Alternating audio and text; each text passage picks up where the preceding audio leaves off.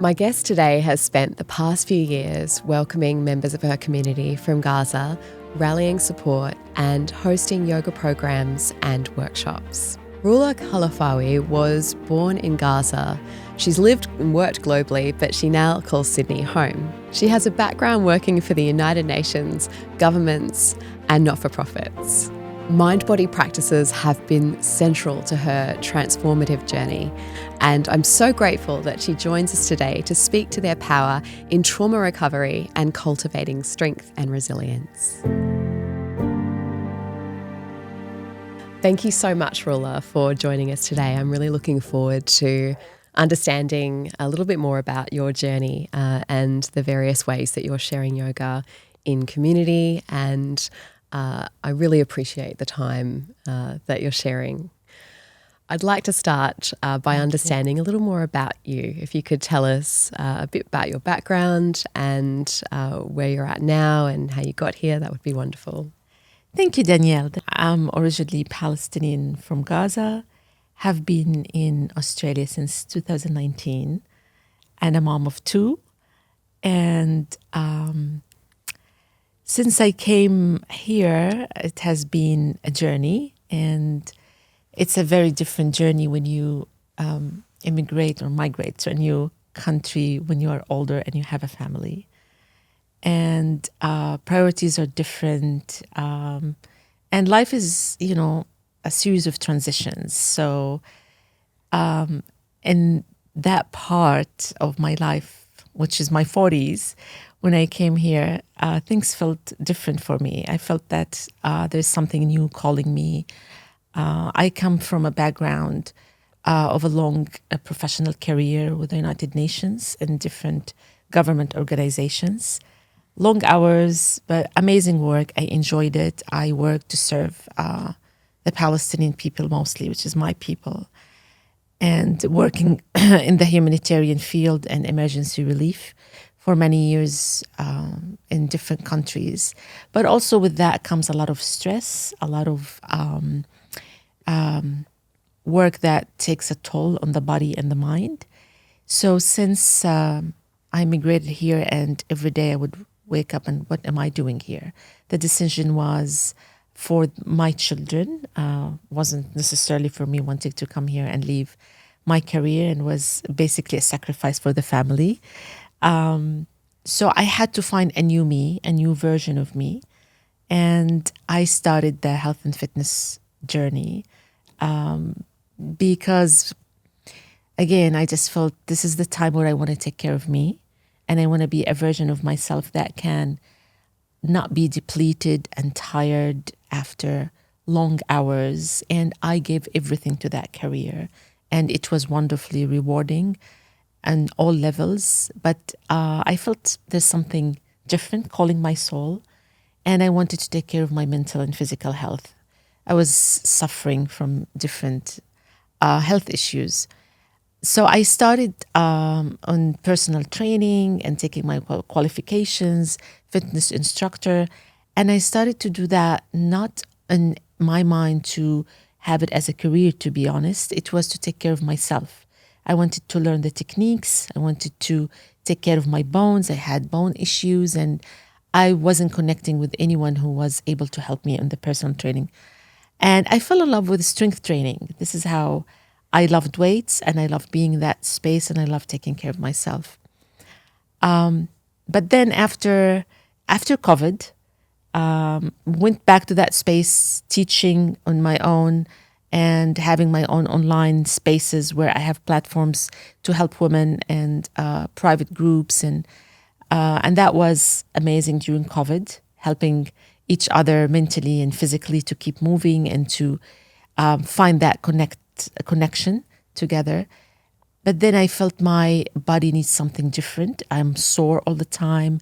I am not stretching and very inflexible. And I felt there is something needs to be different this time. And this is where I started looking into yoga. yeah, this is how it started, but that didn't start very well, because for me, yoga was when I started going to just the local gym and aquatic center in my area, walking distance, where I train during the day my clients. There was a class in the evening, slow and steady. So I thought, let me just try it. And my relationship with yoga was a very much of a hate at first sight. It wasn't a love at first sight, or I didn't like it, because I felt it was confronting for me. I had to sit on the mat, be in slow motion, attending to my feelings, breathing in a way that is not where my automatic patterns are. And I felt I'm totally out of my comfort zone. So that was the beginning. And I felt very challenged. So I thought this is me being me. When something is challenging, I lean into it. I don't run away from it. I go out of my comfort zone, because I know sometimes this is where growth is. This is where we learn something new. This is where we discover something about ourselves. So I started going every other day, like 4 or 5 days a week. And slowly I started to feel that after, or I'm off the mat, I'm feeling better. I'm breathing slower, deeper. I'm sleeping better. And I feel that there are parts of me that are just stretching from within, physically and emotionally. And I started that journey in loving yoga. I was still loving strength training, but the extra pressure of having a goal to reach, certain reps and certain time and goals, that was putting also pressure on my body. So yoga was the alternative, in a sense, for a while, to explore it more. And then after a few months, I started to feel it is something beautiful to engage in personally. And what kind of techniques were really resonating with you? You noticed that you were sleeping better and that you were feeling better. What do you put that down to? What was creating those shifts for you? The simple things where we take it for granted, when you, first of all, I think the breathing patterns that I learned, to breathe deeper, to breathe, to express not just the physiological feeling, but also the emotional energy that comes with the breath. The fact that you flow in transitions, it was soothing for the body. The fact that I focused on making my breath lead my movement. And I felt that this is the kind of practice where I can practice more self-compassion than focusing on perfecting the exercise or the pose. And I wanted that. I wanted less self-criticism, less perfection, but more discovering how you feel, bring it all into yourself, be present with it. And there are times where we really don't want to be present with some feelings. And that's okay, But to go through the feeling and deal with them is an important thing of mastering self-regulation, mastering how we understand ourselves, how we can help ourselves. Because anxiety, exactly, it presented itself for me where something that I cannot deal with. This is what anxiety makes us feel, that whatever life is throwing at us is too heavy, is too big, and rightly so a lot of times. But at the bottom of it, knowing and assuring yourself that I can handle this, I can work through this, I can breathe through this, even the simplest things.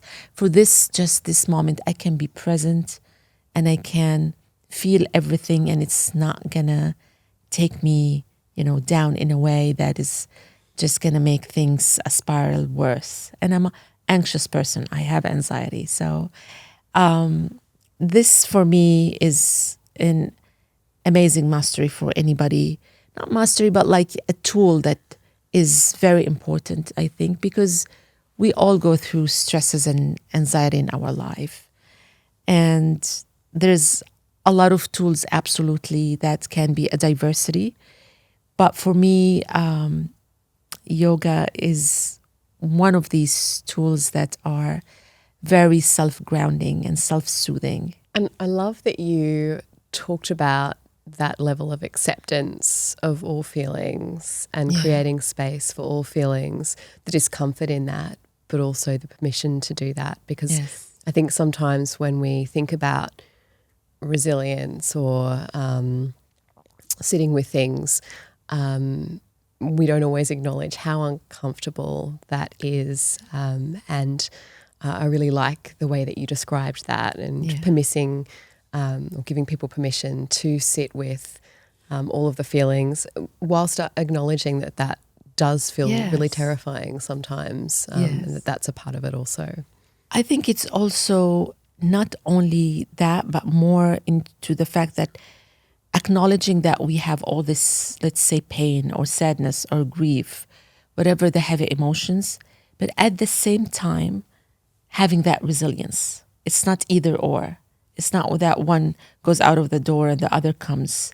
You can have both at the same time. And in fact, the resilience is usually or could be challenged from within, from that pain, from that kind of grief. But this is where that journey is just that journey that becomes the transition that a lot of people lose their way through it.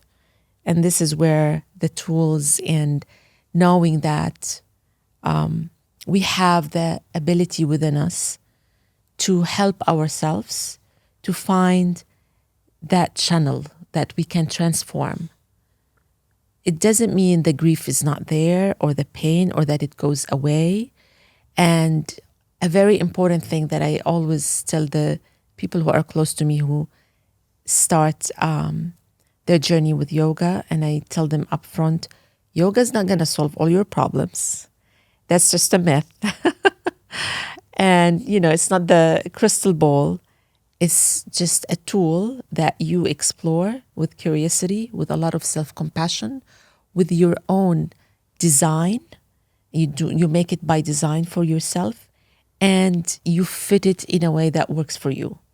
Not like what social media tells you, not what a certain yoga instructor or coach tells you, not what a certain culture tells you, not, because there's a lot of commercializing of yoga. There's a lot of different people think that it's not a one size fit all, that's for sure.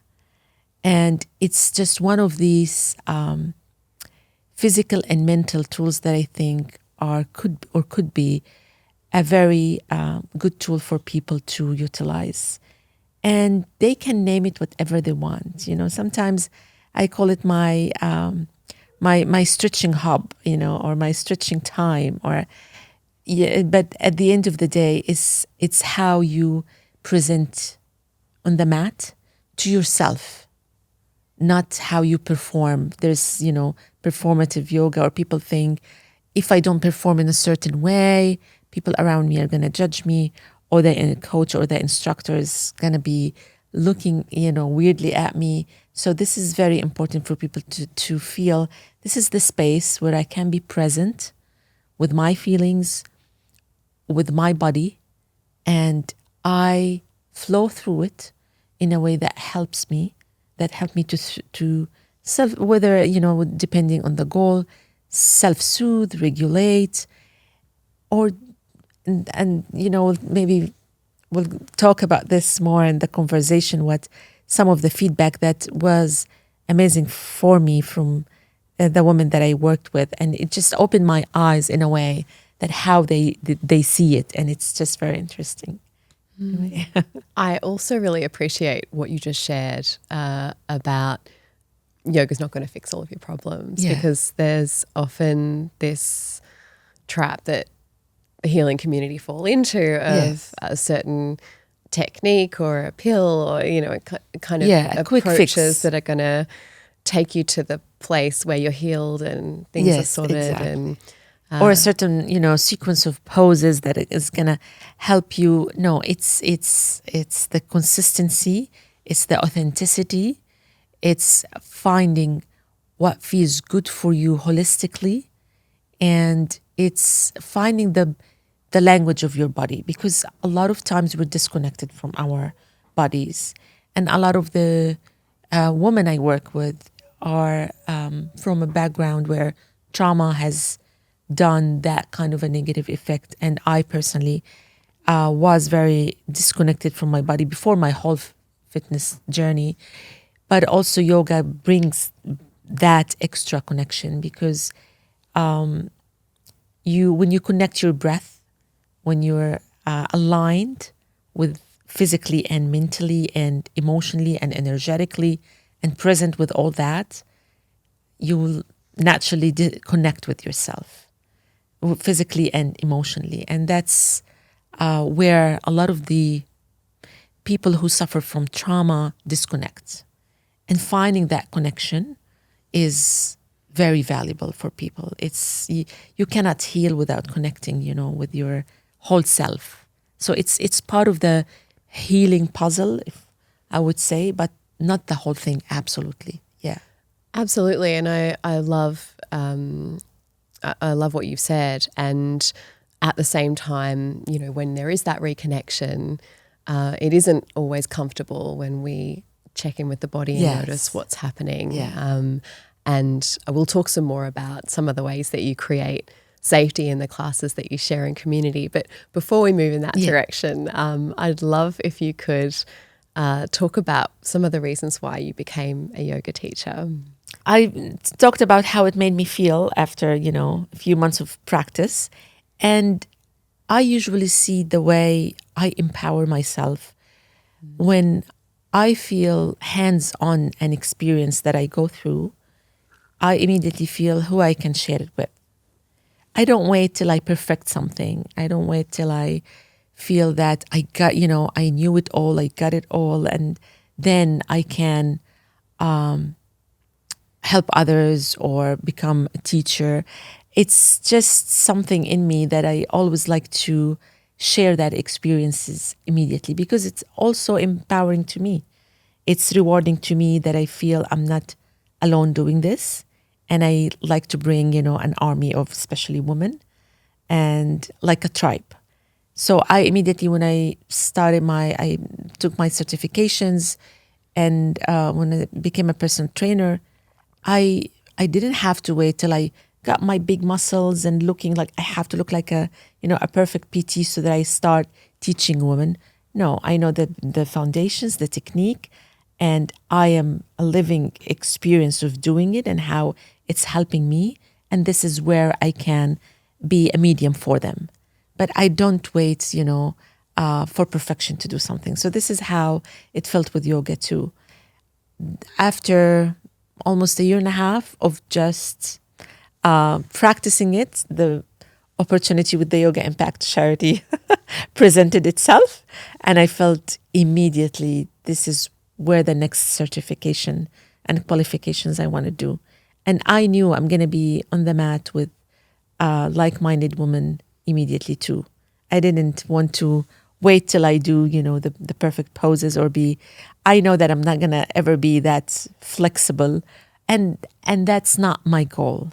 My goal is to share with them how their own personal experience would unfold over the mat. That's their own personal journey. And I just want to be a medium or a person who can help them just take that extra step.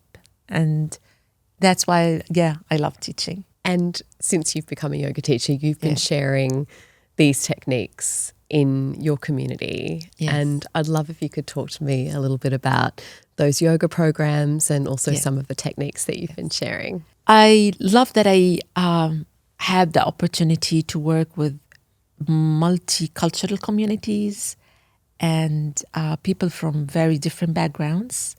And I just find it always exciting that we sit on the mat, speaking different languages, coming sometimes from different cultures.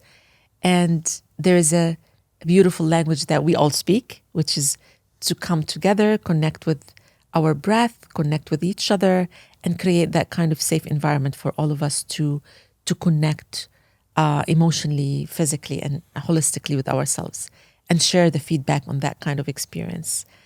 And sharing it with the communities from the Middle East and Southeast Asia is really special to me, because a lot of these women are coming through these programs where they never shared spaces like that. They never, some of them didn't have for a long time safe spaces to share with other women. And a lot of them didn't feel safe for a long time. And feeling that through, for example, a program of 8 weeks, that there were times I would doubt myself, because by the fourth, fifth session, just the breathing, I wouldn't hear anybody breathing. And like everybody's holding their breath except me. And I'm like, there must be something wrong, or they're not enjoying the class. And I would ask them for feedback, and it's always okay. But then after the fourth or fifth session, I would start to feel the inhales and exhales becoming deeper. Their body language is different. Their forward, poses are way more open. They're loving the warrior poses and feeling empowered by, cueing it. And you could just tell that they are becoming way more feeling safe within their own bodies. So seeing that, even, speaking different languages, but the language of the body and the mind, it just shows. And by the end of the 8 weeks, you would see there is a light in their eyes. They come heavy to the class, but they leave feeling lighter in their movement. They're starting to chat and get, to connect, or they have these little laughs together. So it's these little things that looks like little things are very important. And, where we're talking about women who have been struggling, whether it's domestic violence or divorce peer groups, or through mental health organizations where they have some called mental health issues, some are minor disability issues, and some are just, average moms who just want to take care of themselves and explore something new. And they want to do physical movement, but that is not very taxing on their bodies. And it's just the perfect platform for them sometimes. So I have worked with, different groups, and I still do, which feels really rewarding in the last now 2 years and a half. And Rola, what is it like? Can you paint us a picture when you are sharing yoga with people for the first time, and it's their first time moving their body in this way, or showing up to a space and feeling safe? What does that look like? I make sure that I really being myself, comfortable in my own self within the class, so that, because it's all about energy. And even if you don't speak the language of someone, you read, we read each other's energy. So it's very important to feel comfortable within that space. And I always make them feel very comfortable in it. But it's very important to be very aware of certain things, especially when it comes to trauma-informed. The language I use, is very sensitive with the language I use, making sure that it's a language that is invitational, making sure that they are invited to the space and they have agency. They can control from A to Z what happens in that room for themselves, because a lot of the women who suffer from trauma, they lack control. They feel they don't have control. And reclaiming control and agency is very important, to let someone feel that they have that. Feeling that they are safe, allowing them to feel that. Focusing on the breathing techniques that could be helpful for them, based, of course, on, the group. What is the makeup of the group is very important.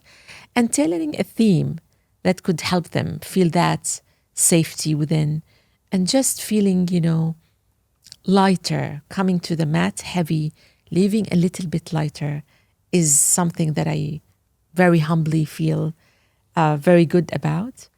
And it's the consistency. Usually, they come the first time, you could see they're curious, but not buying it too much, like, why they're there. And then the second time, they feel like they start to feel a little bit more curious and attentive. And then by the third and fourth, you start to feel, the breath is more relaxed. And by the 8th week or the 12th week, you just see a new, I don't want to say version, that's up to them, but there is there is hope in the way they move. And that's very important because some of them come and some of them went through really, really traumatic divorces or have been through really bad domestic violence. And they are at the very dark time, in their life. So it's not an easy thing to consider that just a bit of yoga or physical movement is going to solve their problems. And that's not something that we want ever to, make them feel. So the language I use, the creating the safety physically and emotionally is very important. The tone of voice is very important. Making sure that there is consent. I never like to correct anybody in any class. They are not here to do the perfect pose. They are here to connect with themselves. And making sure that they can make new friendships, because a lot of them, especially refugee women, new, to the country, they don't have families, they don't have, and the women especially, they're amazing social human souls. They love to connect, and there's always friendships. Always there are friendships, whether by the retreats or the indoor programs, and that's a beautiful thing. That's a bonus, I guess, because social connections are part of the healing process for us. And it's not just yoga programs that you're hosting. You also hold space for women in retreats as well. Could you tell me about that? Yes. Yeah, this is started in 2002, and it started in Sydney for a day. And then they're like, why wouldn't we even take it to the Blue Mountains, which I love the Blue Mountains. I always love to go hiking. And what a better way to connect with nature, So the retreats are a place where I also share my vulnerability with others. And this is what I tell them. We're coming here to just make things a little bit maybe easier on each other. And maybe after 2 or 3 days, we just feel recharged, feeling slightly lighter on the shoulders and the feet, and tackling life with a more regulated nervous system. And this, again, is not going to solve all our problems, but it's going to maybe help us to take care of ourselves and take care of each other. So the retreats are not all about being individual. It's about being together. It's communal. It's collective healing. So we do the healing circles. We move with some of of course, the yoga practices.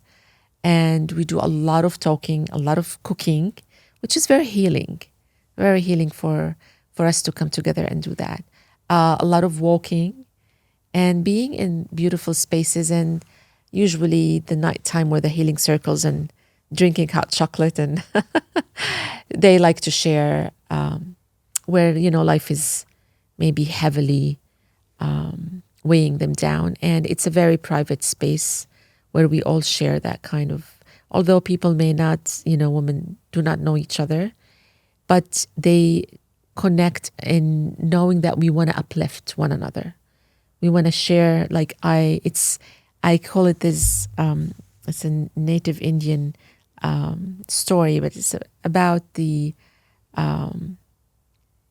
sacred listening, and it's how we can listen to each other by being the holy witness.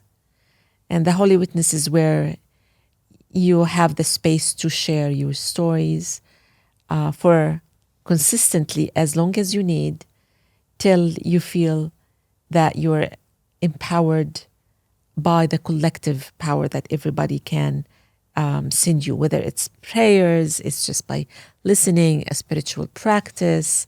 So it's a collective healing tool. So I believe in the collective healing powers, and this is where I like to see the yoga that I share is that as a collective healing tool rather than just every individual doing their own thing, which could be, healing for some. But I always find it, people a lot of times are way more lonely than they would, express. And when they are offered that space to be in a collective space that is safe, I haven't been surprised by anybody who says, no, I don't want to be part of that space. So I think it's a beautiful thing. And, for me, because I'm coming also from a traumatic background, being a Palestinian, and very passionate about, justice and liberation for my people. And you've seen the last 2 years have been a very difficult time, even for me, because I didn't want to stop teaching. I have people depending on me, but it was a very difficult time for me to take care of myself, let alone taking care of others. But this is where we channel that kind of pain and grief and heaviness that we feel inside our bones. There were days that I'm just unable to get out of bed and feeling in a very dark place. So and I would say to myself, if you're going to be phony, how are you going to be helping others? You're not feeling well. And this is where that deepened my conviction that it's not about my job and whatever I do, sharing this practice, not to make people happy or feel joyful. That's their responsibility, but rather to help them feel that with whatever messiness, whatever heaviness life is bringing on us or challenges that we're going through, we can find that corner or a spot of resilience. We can find that space of hope. We can find that space of fighting back for what's true, what is real, and not to freeze in our trauma, not to just give in to those heavy, heavy feelings, because they are not just feelings. Trauma is very real. And in my experience, this is a generational trauma, intergenerational trauma. I carry my ancestors' trauma, although with pride, but with so much pain. And this is way heavier than what I could handle myself as a person. So I lean into my community and I lean into the collective. And this is where I like to bring that to my practice. And regardless of any culture, people across cultures find it amazing. And unfortunately, this is not something shared in, like, I would say, Western psychology. So sometimes things could be very lonely for people.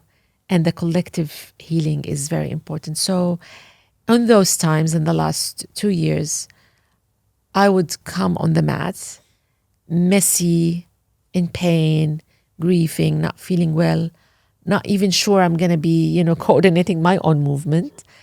But I show up anyway. And this is what I tell them, just by showing up sometimes and coming here, you should be very proud of yourself, have all the self-compassion that you can have because you showed up for yourself. That's all what you need sometimes. No expectations, no judgment, just showing up for yourself, showing up on the mat for 50 minutes or an hour. That's amazing. What an incredible way to model strength and resilience, Rola. That's very powerful. We try. Thank you for sharing. Yeah. I'd like to, I'd love if you could share your thoughts on, I know you were hosting retreats from women who had arrived very recently from Gaza. I know there's a lot of need and there were a lot of things that could have been offered to that group of women. Why is this an important offering? I actually finished one with another group, but we were very secretive about it because this is what they wanted, and it was a beautiful thing. Like I didn't share on social media, or usually I get excited to do that. But the first one that happened in 2024, thank you for the Yoga Impact Charity for sponsoring and helping facilitating that. That was wonderful. It's absolutely very special to me because I was able to share that with beautiful, beautiful young women from my own city who just came escaping a genocide, losing everything, and coming in a way against their will, leaving their homes and lands and their other family members and friends, and feeling very guilty about being safe, and others are not at the mid of it all. And you've seen them, brilliant, beautiful women, from a doctor to a pharmacist to a businesswoman to brilliant women and moms. And that was, of course, very special to me because obviously we share the same trauma and we share a lot of things culturally, and offering that to them at a time that I was hurting like them. I had family in Gaza. I wasn't, just in a Palestinian who lived in the West all my life. I was born and raised in Gaza, and I'm very connected to my land and family and home, and I was there in 2023. So bonding over that and making them feel that for these 2 days they can have that space to really just breathe. We shared beautiful time chatting, debriefing, feeling kind of a hope and resilience, but also sharing, especially in the healing circles, a lot of the grief and sadness and going through. It was triggering for some, but it felt necessary for them to talk about it, which I wanted to facilitate that space for them. I'm not a psychiatrist. I'm not, someone who could maybe handle the whole thing, but just creating that safe space for them to share the stories, the very painful stories, and how they felt about it. And all that was, I feel very honored and humbled that they felt safe to do that. And during the day, their resilience would just pick up, and they would do the most amazing, authentic Palestinian food, and still go for the walks and do, the yoga and on the Blue Mountains. Just this beautiful scenery when you shared with us was so beautiful, and singing in the bus. And so I felt if this is something I can offer to them and support, I would do it every day in a heartbeat. And we just did another one for intimate 6 people who actually came 6 months ago and were really, really struggling because they still have family in there. And the feeling of guilt is very heavy. And in a sense, it makes me feel that very honored to do that, but also it just makes you realize that trauma is very complex, and it's just layers over layers, and it takes really long time to heal. And in our situation is what we need, resilience right now. The healing may not be possible, to be honest, because we're still not even in the PTSD. We're not in the post-traumatic part, but being resilient and showing up, and that's, I think, an amazing thing to do, a very, very brave thing to do. And Rola, what fuels your resilience? Because it must take tremendous strength to be holding that kind of space for your community with everything still going on. I think part of it, I owe it to my community too, because they have been there for me as an activist, as a mom, I think it's something in our DNA, to be honest, because this is, we have been struggling all our lives. It's not something new, and our trauma is ongoing. But alongside with it is going the resilience. I think a big part of it is also my spiritual and religious beliefs. I'm a practicing Muslim. I'm proud of it, and it does help me. But there is a part where you have to face your own demons and fears and all the parts of us that we have, the dark side of us, and we all do. And just try to break down, what can I do to help myself? Sometimes you help yourself, to be honest, not for yourself, but for the people who depend on you, for your children, for your husband, and for your community. Sometimes for my mom, who just wants anything that to gives her hope after she lost everything. So I have to show up for her, if not for me. So the people that are around us and surround us with love, they deserve that we show up for them. But with resilience, there are days that, it's just, you look for it and it's not always there. So, this is what I tell, and I think we talked about this in our training. We all talked about that we are looking into diversifying our toolbox, in a sense, So yoga is part of the toolbox where we can self-soothe, we can help our nervous system personally, and then help others. I don't know who said that, but I always remind myself that the most anti-inflammatory thing that we can do to ourselves is a regulated nervous system.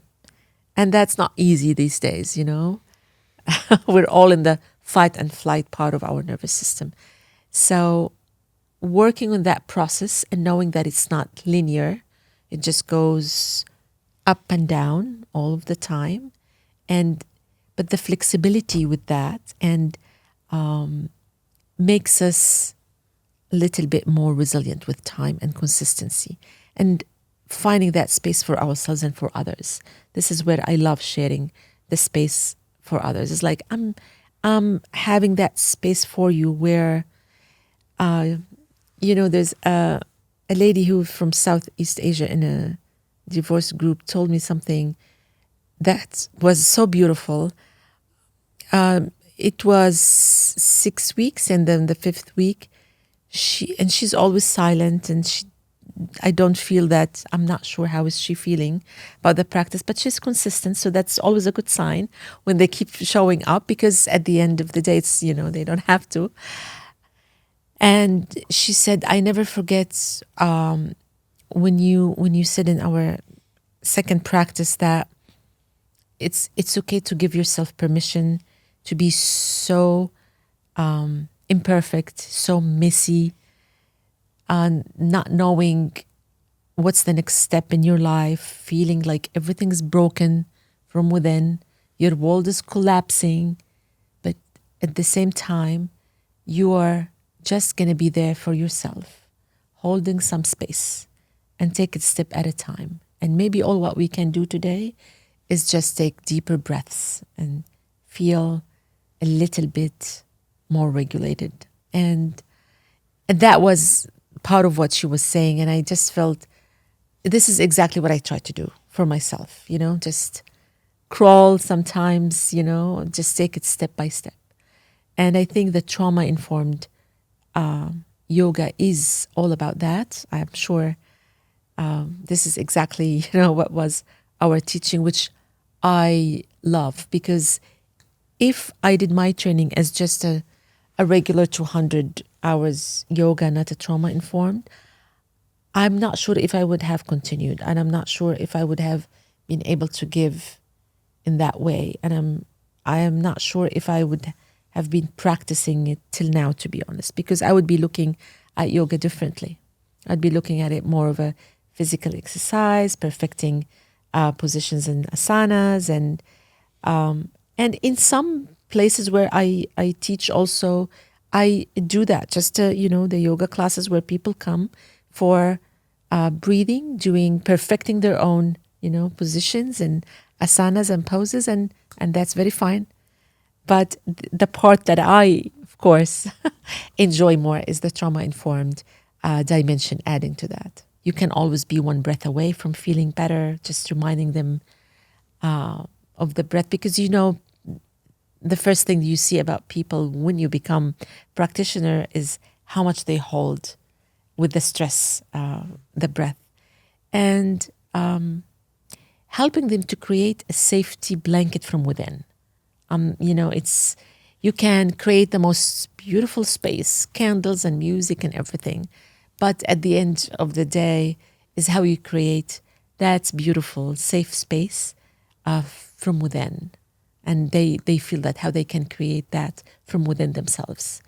And it's very important, especially for women who suffer from trauma, to emphasize that they have control over their bodies, their breath, the whole experience. Reclaiming agency and feeling control is very important. So it's very important the tone of voice, it's very important the language, it's very important the type of care. And sometimes we're humans, and when you practice something, you want to see people progress in a certain way, or you want to see that they're ticking certain boxes. And it takes a while sometimes to get that ego out of the way and make sure that this is their journey, Rola, not yours. You focus on you and they focus on themselves. And of course, it's coming from a good place where, you want people to feel that they are physically and mentally feeling better. But people express that in different ways. And the people who I feel that kind of practice had the most impact on them usually would surprise you that, oh, wow, these are the ones who are usually silent, or, they don't communicate much. But then you see that, they were at the back of the room, but then they start to come to the front of the room. They're feeling comfortable within their own, selves. And creating that space is just very humbling and very rewarding for me. And I just feel privileged to be able to do that, because I am one of them. And, I carry the same struggles that any woman, anyway, across cultures can carry. We all, have extra weight that we carry and multitask, and especially in this time and age, and especially for people coming from a refugee background and traumatic experiences.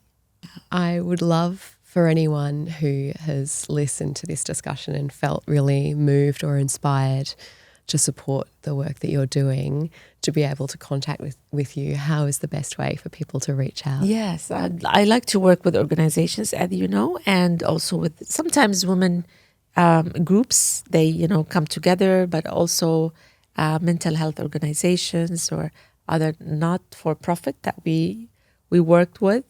And they can always reach out to me through Instagram and also Facebook, but they can always reach me through WhatsApp, and we can always find a way and a safe space and time to help them.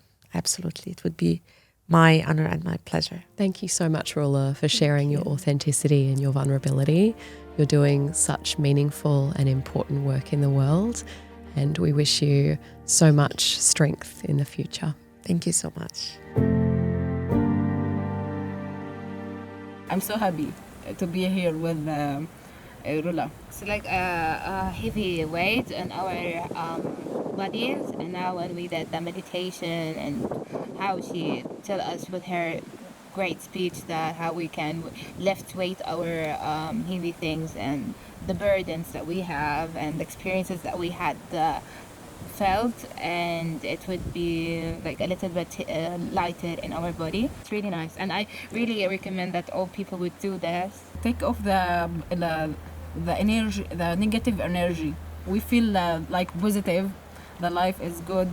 Yeah, like that. I used to have my own work, my own pharmacy, and I lost all of that, and I felt I lost all my life there in Gaza.